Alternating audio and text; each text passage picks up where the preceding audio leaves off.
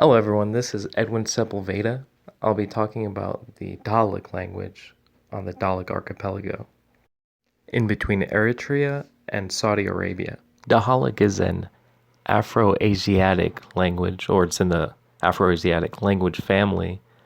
It was initially thought to be a dialect of Tigrayan, and was only formally recognized as a distinct language in the late 90s.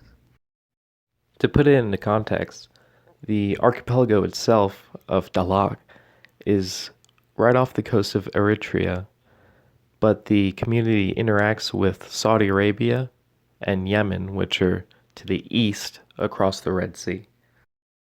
The Dahalik archipelago is a multilingual society.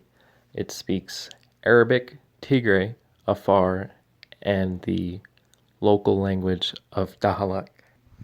As you'll see in a few slides ahead, the use of language itself is divided along social lines, with men absorbing features and characteristics of Arabic, Tigray, and Afar, while women retain the Dahalik language and its unique idiosyncratic features. One feature of the Dahalik language is that it doesn't have a written history, with most traditional stories and poems or song being transmitted orally. This is in slight contrast with the permeation of Arabic in written and oral form as a means of education and religion on the islands.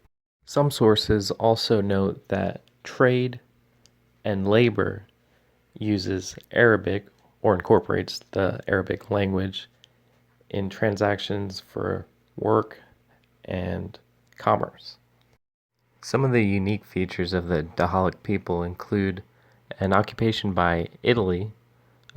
They aligned with the Soviet Union, and they gained independence from Ethiopia in the early 90s, again with the language only being recognized as a distinct language from Tigray in the late 90s. As previously mentioned, the Dahalik language is part of the Afro-Asiatic family. It's actually an Ethio-Semitic language with subject-object-verb arrangement. Because of its recent so-called discovery, a glottolog and a phonological reference aren't really formally established. Most morphosyntactics and lexical analysis is being done by a researcher, Marie-Claude Simeon-Sinel, at the French National Center for Scientific Research, Languages, and Culture of Africa.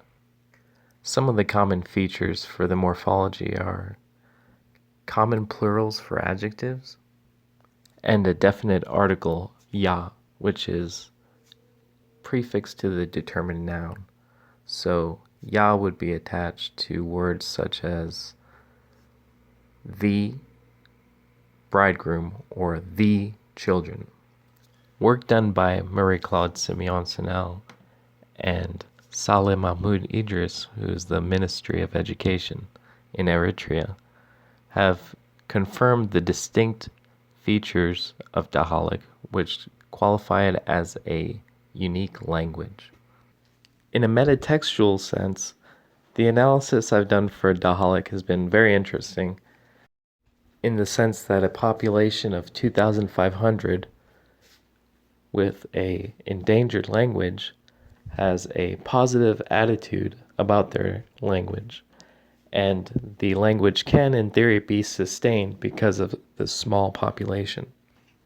Also worth noting is that the qualifier for Dahalik being a distinct language was its mutual unintelligibility with the Tigray language.